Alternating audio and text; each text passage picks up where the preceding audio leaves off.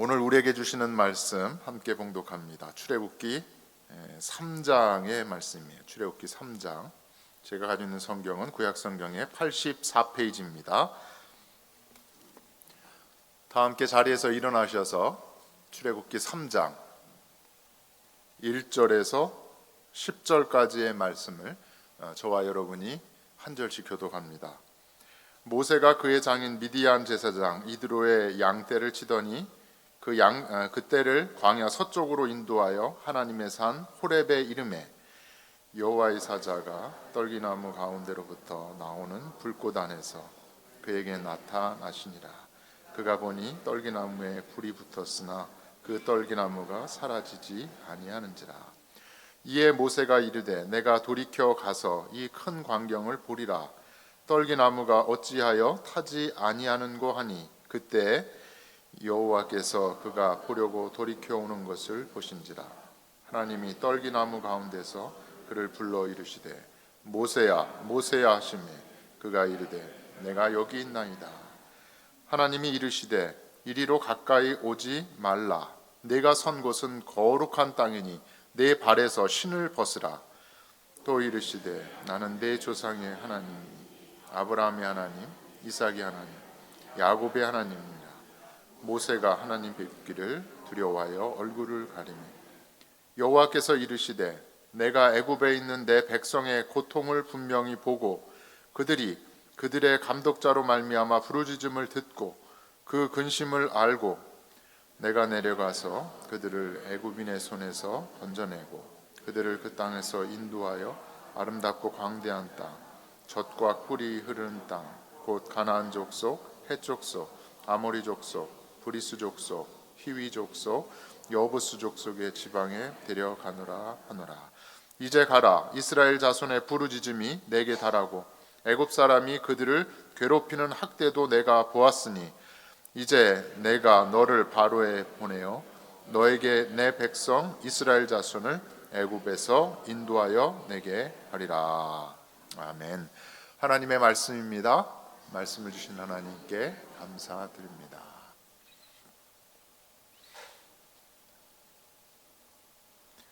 오늘 우리가 읽은 출애굽기 3장의 말씀 모세의 소명 이야기입니다. 모세의 소명 이야기. 모세가 장인 이드로의 양떼를 치던 중에 하나님의 산 호렙에 이르러서 떨기나무 불꽃 가운데서 하나님을 만나게 되는 이야기입니다. 출애굽기 2장에는 모세 출생 이야기가 나와 있지요. 그리고 미디안 광야에서 장인 이드로를 만나는 이야기가 있습니다. 레위 가정에 히브리인 아기로 태어났기에 아들이 태어나면 다 나일강에 던져 죽여버리라 라고 하는 바로왕의 명령이 있었는데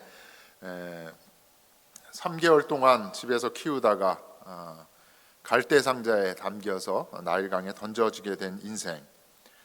40년 동안 바로의 왕궁에서 왕자로 살았지만 애굽 사람도 아니고 또 히브리인도 아닌 이 경계선상에 늘 있었던 그래서 어느 날 살인을 하게 되어서 미디안 광야로 또한 던져지게 되는 모세의 인생입니다.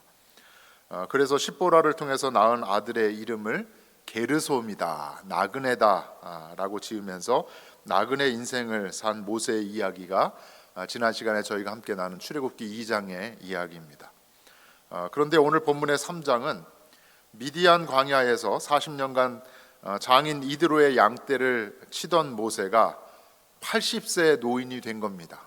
애굽에서의 장성한 기간이 40년이고 미디안 광야에서의 기간이 40년. 80세 노인이 된 상태에서 호렙이라고 하는 그 산에서 하나님을 만나 소명을 받게 되는 이야기가 출애굽기 3장의 말씀이에요.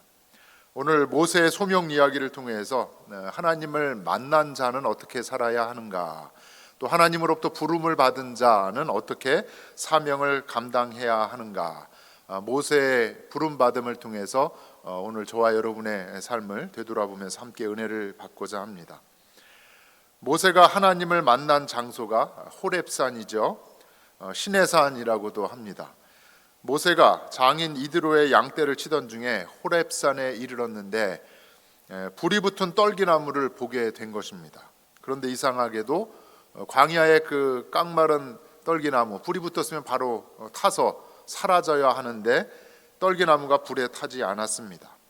이 이상한 광경을 목격한 모세가 떨기나무를 향해서 다가서자 하나님께서 모세야 모세야 라고 두 번의 모세의 이름을 부르셨습니다. 이에 모세는 내가 여기 있나이다 라고 응답을 했습니다. 모세가 하나님을 만나는 순간입니다. 출애굽기에는 하나님께서 나타나시는 상황을 여러 가지로 묘사를 하고 있어요. 그 중에 하나가 불이지요. 불. 출애굽기 19장 그리고 출애굽기 24장을 보면 시내산에서 모세에게 나타나신 하나님, 맹렬한 불 같다라고 하는 표현이 있습니다. 또 한 가지 하나님이 함께 하시는 상황으로 묘사가 되는 것이 구름입니다. 구름.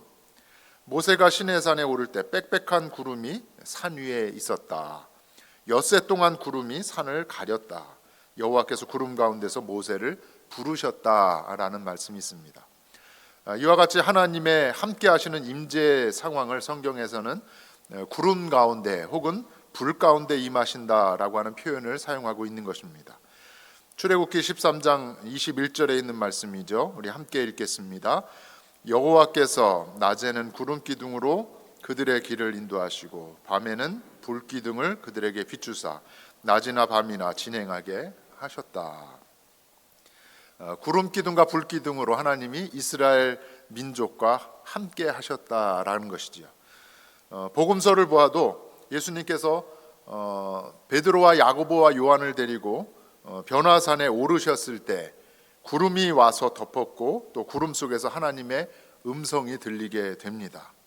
사도행전 2장을 보면 120명의 제자들이 오순절에 성령을 받아 기도를 하는 그 말씀이 나오는데 마치 불의 혀처럼 갈라지는 것들이 그들에게 보이고 각 사람이 하나씩 임했다라고 하는 말씀이 있어요. 불 가운데로 구름 가운데로 다양한 하나님의 임재의 모습들이 있는데 중요한 것은 하나님께서는 택하신 당신의 사람들 가운데 함께 하신다라는 겁니다. 또한 당신의 역사를 이루기 위해서 쓰실 만한 사람을 부르실 때도 불같이 구름같이 그러한 상황 가운데 하나님이 임재하신다라는 것이죠. 바라기는 저와 여러분도 매일의 삶 가운데 하나님의 임재하심을 경험할 수 있기를 간절히 바랍니다. 저와 여러분이 기도하는 자리, 하나님의 임재하는 자리가 되고 또 말씀을 매일매일 읽고 성경 통독을 하는 그 짧은 순간일지라도 그 자리가 하나님의 임재의 자리가 되어야 되고 사랑하는 가족들을 위해서 우리 어머님들 열심히 키친에서 음식을 준비하시잖아요. 사랑하는 남편과 사랑하는 가족들, 자녀들을 위해서 음식을 준비하는 그 부엌의 그 자리가 하나님이 함께 하시는 임재의 자리가 되어야 하는 것입니다. 열심히 일을 하는 우리 많은 분들이 있지요. 내가 있는 그곳에서 열심히 땀 흘려 일하는 그 일터가 우리와 함께 하시는 하나님의 임재의 자리가 되기를 간절히 바랍니다. 그런데 본문에서 우리가 주목해야 할 두 단어가 있어요. 하나는 호렙이라고 하는 호렙산의 호렙이라고 하는 단어이고 다른 하나는 떨기나무라고 하는 단어입니다. 호렙이라고 하는 말은 황량한 곳, 불모지의 뜻을 가지고 있어요. 그리고 떨기나무는 아카시아과의 관목입니다. 히브리어로 스네 혹은 세네라고 하는데 연약한 것, 보잘것없는 것, 줄기가 없기 때문에 그냥 관목으로서 이렇게 늘어지는 거죠. 진달래나무 같은 그런 관목이기 때문에 연약하고 보잘것없는 것. 황량한 땅에 관목으로, 연약한 관목으로 그늘을 만들지도 못하고 또 먹을 것을 열매를 제공하지도 못하고 또 쓸만한 목재가 되어서 그 나무를 가져다가 가구를 만들거나 어떤 툴을 만드는 데 사용할 수도 없는 그러한 상태의 나무가 바로 떨기나무인 것입니다. 호렙산과 떨기나무는 이스라엘 민족과 모세를 상징하는 것이에요. 430년 동안 애굽에서 지내면서 처참한 노예 생활을 하고 있는 이스라엘 민족이 호렙산의 그 황량함 그리고 쓸모없는 보잘것없는 연약한 떨기나무와 같다라는 것이죠. 모세도 마찬가지입니다. 히브리인 아기로 태어났는데 나일강에 던져졌습니다. 또 뜻하지 않은 살인으로 인해서 미디안 광야에 던져진 나그네 인생, 호렙과 또 떨기나무와 같은 인생을 살아가고 있는 모세인 것이지요. 바로의 왕궁에서 자라던 모세가 미디안 광야에서 이드로의 양떼를 치다가 몇 년이 흘렀다고요? 40년이 흘렀습니다. 40년이 흐르다 보니 어느 누구도 이 모세라고 하는 사람에 관심을 갖지 않았습니다. 보잘것없는 존재로, 연약한 존재로 광야 생활을 그저 하고 있는 사람이 모세였던 것이죠. 미디안 광야의 호렙산의 떨기나무는 모세의 황량한 광야 인생, 절망으로 가득 찬 황폐한 인생을 보여주고 있는 것입니다. 이러한 상황에서 모세가 하나님을 만나게 된 것입니다. 호렙산의 떨기나무와 같이 연약하고 보잘것없는 존재인 모세가 하나님 앞에 서게 되는 순간, 하나님께서 모세의 이름을 2번이나 불렀지요. 모세야, 모세야. 그리고 모세를 향하여서 가까이 오지 말라. 내가 선 곳은 거룩한 땅이니 발에서 무엇을 벗어라? 신을 벗어라 라고 명령을 하셨습니다. 모세가 하나님을 만난 것, 모세의 인생에 있어서 하나의 터닝 포인트, 전환점이 된 사건이었습니다. 누군가를 만나면 무언가 중요한 변화가 생기지요. 옆에 가까이 앉아 계신 많은 분들이 있잖아요. 김원기 목사님 옆에 우리 김영선 장로님, 권사님 부부가 앉아 계세요. 두 가정의 만남에 무엇인가 특별한 일이 있지 않았을까라는 그런 생각을 할 수 있는 것입니다. 특별히 나에게 큰 영향력을 끼치는 사람을 만날 경우에는 더욱더 그렇습니다. 삶의 변화가 불가피한 것이지요. 누구를 만나느냐에 따라서 인생이 바뀌게 되는 것입니다. 삶의 변화와 함께 새로운 역사가 시작되는 것입니다. 그래서 만남이 중요한 것입니다. 모세가 하나님 앞에 멈추어 선 순간이 바로 모세의 인생에 있어서 변화의 순간이 되었고 인생의 전환점이 된 것입니다. 하나님이 함께 하심으로 모세의 인생이 변화되었지요. 황량한 곳, 또 불모지가 생명의 땅, 거룩한 땅이 된 것입니다. 보잘것없는 것이 가치 있고 귀한 것, 쓸모 있는 것으로 변하게 된 것입니다. 한국에 여러분도 잘 아시는 이재철 목사님이라고 하는 분이 있는데 이 목사님의 저서 중에 사명자반이라고 하는 책이 있어요. 그 책의 앞부분에 믿음의 재정립이라고 하는 챕터가 있습니다. 믿음에 대해서 이재철 목사님이 여러 가지 이야기를 하셨는데 그 중에 하나가 믿음은 멈춤으로부터 시작한다라는 겁니다. 믿음은 무엇으로부터 시작을 해요? 멈추는 그 순간부터 시작된다라는 겁니다. 그러면서 오늘 본문의 이야기, 모세가 하나님을 만나서 멈춰주는 그 순간 자기의 신을 벗는 이야기를 소개를 하고 있습니다. 그러면서 이러한 이야기를 해요. 자기의 욕망을 쫓던 발걸음을 멈추지 않고서는 새로운 믿음의 삶이 시작될 수 없다. 하나님 앞에 멈추어 서서 나의 생각, 나의 이상, 나의 꿈, 나의 판단, 내가 집착하고 있는 그 모든 것을 다 버려야 한다. 비로소 그 순간에 하나님 앞에 멈추어 서는 순간, 내 신을 벗는 순간, 모든 것을 내려놓고 비우는 그 순간 믿음의 삶이 시작될 수 있다라는 겁니다. 모든 것을 비울 때, 멈추어 서서 모든 것을 비울 때 비로소 믿음이 생기게 되고 비운 그곳에 하나님으로 충만하게 채워지게 된다라는 것입니다. 모세는 호렙산에 양을 치는 그곳을 나그네 인생을 살아가는 불모지로 생각을 했는데 하나님을 만남으로 그것이 거룩한 땅이 된 것을 알았습니다. 나그네로 던져진 자신, 더 이상 보잘것없고 쓸모없는 존재라고 생각을 했는데 하나님께서 모세야 모세야 라고 2번의 그 이름을 부르셨잖아요. 자신의 이름을 부르심으로 내가 쓸모없는 존재, 가치없는 존재가 아니라 버림받은 존재가 아니라 나는 귀한 존재이구나, 쓸모있는 존재라는 것을 모세가 깨닫게 된 것입니다. 멈추어 서서 하나님을 만남으로 믿음을 새롭게 한 것이지요.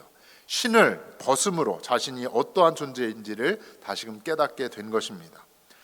그래서 신명기 33장을 보면 모세가 자녀들에게 마지막으로 축복하는 이야기가 나와요. 아들들 하나하나 그 가족을 위해서 축복을 하는데 요셉의 후손을 축복할 때 모세가 이렇게 이야기를 합니다. 신명기 33장 16절에 있는 말씀이에요.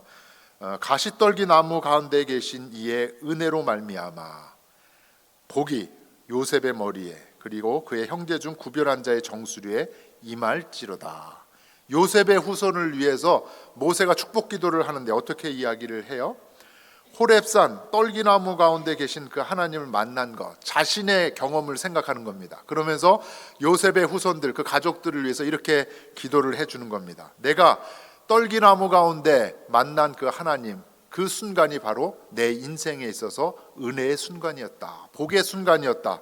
그 복이 나뿐만 아니라 요셉의 후손들 너희에게도 부어지기를 원한다라는 것입니다.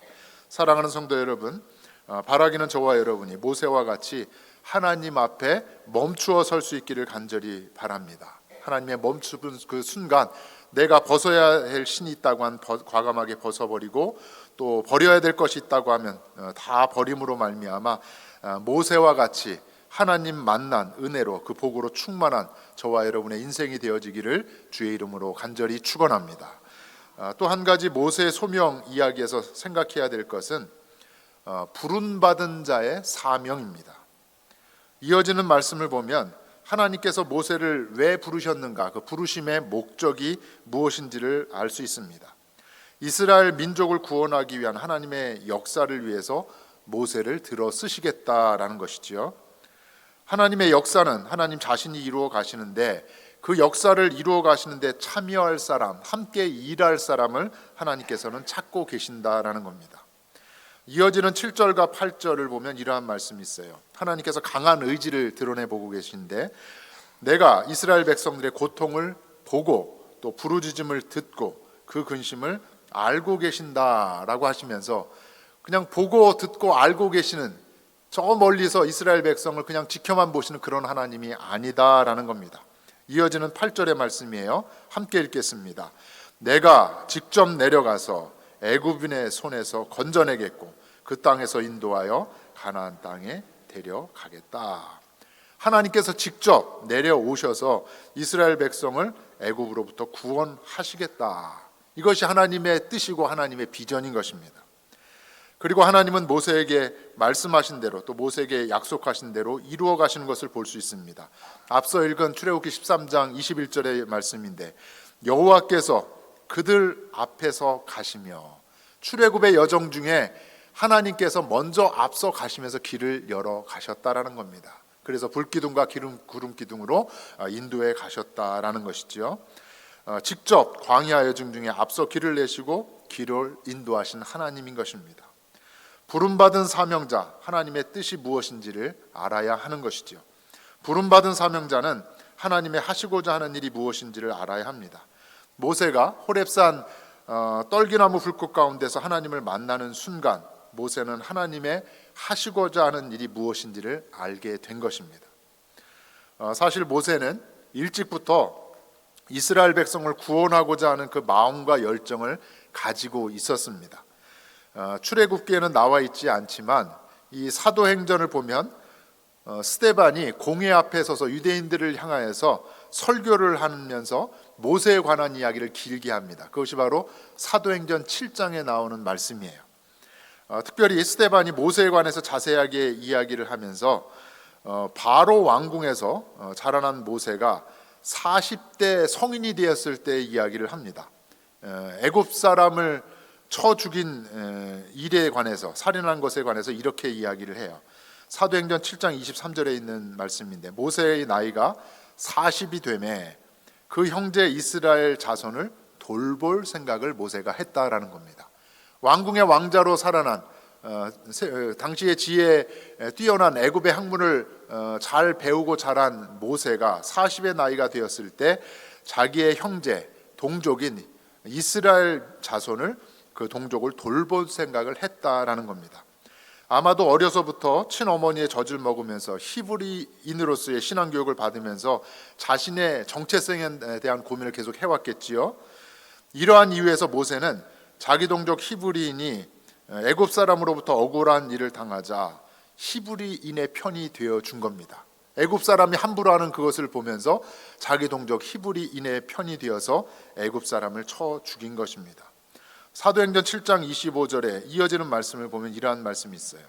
그는 그의 형제들이 하나님께서 자기의 손을 통하여 구원해 주시는 것을 깨달으리라고 생각했다. 나를 통해서 하나님께서 우리 민족을 구원해 주실 것, 그래서 내가 이렇게 우리 동족의 편을 들지, 이런 생각을 하면서 다가섰는데, 나뿐만 아니라 저 동족 히브리인들도 동일한 생각을 할 것을, 깨달을 것을 생각을 하였다라는 겁니다. 모세는 히브리인으로 태어났지만, 그래서 내가 나일강에 던져진 존재가 되었지만 죽임을 당하지 않고 건져냄을 받았잖아요. 그리고 뜻하지 않게 바로의 왕궁에서 왕자로서 특별한 교육을 받게 된 것을 모세가 깊이 생각을 한 겁니다. 이스라엘 민족을 구원하기 위해서 나를 이렇게 준비시키는 것이 아닌가, 스스로 이렇게 생각을 했다라는 것이죠. 그래서 동족이 편이 되어주면서 그들을 도우려고 했는데, 이스라엘 백성들은 그렇게 생각하지 않았다라는 것입니다. 이것이 스데반의 설교의 내용입니다. 하나님의 때와 하나님의 방법이 있는데 모세는 그것을 생각하지 않은 것이지요. 젊은 혈기에 40의 나이에 자신이 이스라엘을 구원하려고 했던 것입니다. 그래서 하나님께서는 40년의 미디안 광야 생활을 통하여서 모세에게 하나님의 때를 기다려야 한다, 하나님이 어떻게 하실 건지 그 하나님의 방법을 알아야 한다라고 하면서 40년의 기간을 가지셨다라는 겁니다. 시간과 인내로 뽕잎이 비단이 된다라고 하는 격언이 있어요. 뽕잎이 비단이 되는 데는 무엇이 필요하다는 거예요? 시간이 필요하고 또 기다림의 인내가 필요하다라는 것이죠. 뽕나무를 심어서 키워야 되잖아요. 뽕잎을 구해야 되니까. 또 누에를 길러야 합니다. 누에는 뽕잎을 먹으면서 자라는데 4번의 잠을 자야 한다라는 겁니다. 시간이 필요하다라는 것이죠. 그리고 난 후에 이제 누에가 고치를 만들어서 비단실을 제공한다라는 겁니다.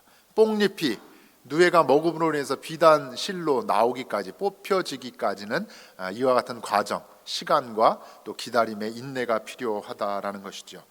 미디안 광야에서 40년의 양치기를 해서 80이 된 나이, 40살의 젊은 혈기로 내가 이렇게 준비되는 것은 우리 민족을 구원하기 위함이다. 모세는 그렇게 생각하면서 살인이라고 하는 그러한 일을 저질렀지만, 하나님께서는 미디안 광야에서 40년의 양치기를 통해서 80이 된 나이에, 시간이 지났지요. 또 인내의 기간이 필요했습니다. 비로소 모세는 하나님 앞에 신을 벗은 존재로 하나님의 뜻을 알게 되고 하나님의 비전을 자신의 비전으로 품게 된 것입니다. 그리고 하나님께서 모세를 향하여서 마침내 가라라고 명령을 하셨습니다. 10절에 있는 말씀입니다. 함께 읽겠습니다. 이제 내가 너를 바로에게 보내어서 너에게 내 백성 이스라엘 자손을 애굽에서 인도하여 내게 하리라. 모세에게 사명을 주신 것입니다. 모세는 마침내 새 역사를 이루어 가실 그 하나님을 만나고 하나님의 부름을 받은 것입니다. 하나님의 부름을 받은 모세의 인생, 더 이상 장인의 양을 치던 목자가 아니지요, 출애굽 역사를 이끈 민족의 지도자로 변하게 된 것입니다. 독일의 신학자 루돌프 오토가 성스러움의 의미라고 하는 책에서 누미노제라고 하는 말을 소개했어요. 좀 어려운 말인데요. 누미노제. 이 누미노제라고 하는 라틴어는 거룩함 그리고 성스러움이라고 하는 의미를 가지고 있습니다. 거룩함, 또 어떤 신비스러운 성스러움. 피조물인 인간이 절대자인 이 누멘, 절대자인 하나님을 만났을 때 그 신비로움과 성스러움과 그 경외심, 두려움을 경험하는 것, 이것이 누미노제라는 것입니다. 이러한 성스러움과 신비는 영적인 체험을 할 때 일어나지요. 기도하는 중에 또 금식하는 중에 어떤 영적인 체험을 할 때 이 성스러움을 경험을 할 수 있습니다. 기적을 경험을 할 때, 생각지도 않은 병이 낫는다든가 어떤 기적적인 그 광경을 바라보았을 때, 또한 자연세계, 지금 윤덕영 권사 가정이 그랜드 캐년을 여행을 하고 있어요. 저도 얼마 전에 나이아가라 폴을 보고 왔는데, 이 자연 환경, 요세미티의 그 엄청난 그 자연 환경을 볼 때 그 앞에서 하나님의 창조 세계를 보면서 하나님의 거룩함, 하나님이 과연 이렇게 만드셨는가, 인체의 신비를 바라봤을 때, 미시의 세계를 바라봤을 때 또 이 신비로운 인체의 구조를 통해서도 누미노제, 하나님의 성스러움을 발견할 수 있다라는 겁니다. 오늘 모세가 호렙산 떨기나무 불 가운데서 하나님을 만나는 순간이 바로 거룩함을 경험하는 순간입니다. 자신의 이름을 부르신 하나님, 그리고 신을 벗으라고 말씀하시는 그 하나님을 만나는 순간이 하나님의 신비를 경험하는 순간입니다. 호렙산 떨기나무와 같은 자신을 바로는 어떻게 했어요? 어떻게든 자기를 죽이려고 했습니다. 태어났을 때도 죽이려고 했고, 또 애굽 사람을 쳐 죽이는 일이 있을 때도 죽이려고 했습니다. 불로 태워버리고 한 것이지요. 근데 호렙산의 떨기나무는 불이 있었는데 탔어요, 안 탔어요? 하나님은 모세를 돌보며 지키고 계셨다라는 겁니다. 떨기나무와 같은 나를 내 곁에서 함께 지켜주시는 하나님, 그것이 바로 호렙산의 떨기나무의 불 가운데 만난 하나님이라는 겁니다. 모세의 이름을 몇 번을 불렀어요? 2번을 불렀습니다. 모세라고 하는 이름의 뜻이 뭐예요? 건져냄을 받았다라는 겁니다. 물에서 건져냄을 받았다. 2번의 이름을 부르신 하나님의 음성을 통해서 모세는 어느 누구도 나의 이름을 불러주지 않고 어느 누구도 나를 인정해 주지 않던 던져진 인생이었고 보잘것없는 쓸모없는 인생이었는데, 하나님은 나의 이름을 불러주셨다. 내가 너를 건져내어 주지 않았느냐, 모세야 모세야. 이 말씀을 통해서 모세는 내가 귀한 존재로구나, 가치 있는 존재로구나, 쓸모 있는 존재라는 것을 깨닫게 된 것입니다. 내 신을 벗으라, 이 말씀을 통해서 예전에는 내가 히브리 동족을 내 손으로 직접 하나님이 나를 이렇게 준비시킨 거 아니냐라고 하면서 40의 나이에 민족을 구원하려고 했던 모든 세상적인 생각과 그 집착을 다 벗어버리고 하나님의 비전을 품는 사람으로 이 80의 나이에 하나님 앞에 다시 서게 된 것입니다. 중요한 것은 하나님의 신비, 그 하나님의 거룩함을 경험하는 것, 그것으로 그쳐서는 안 된다라는 것입니다.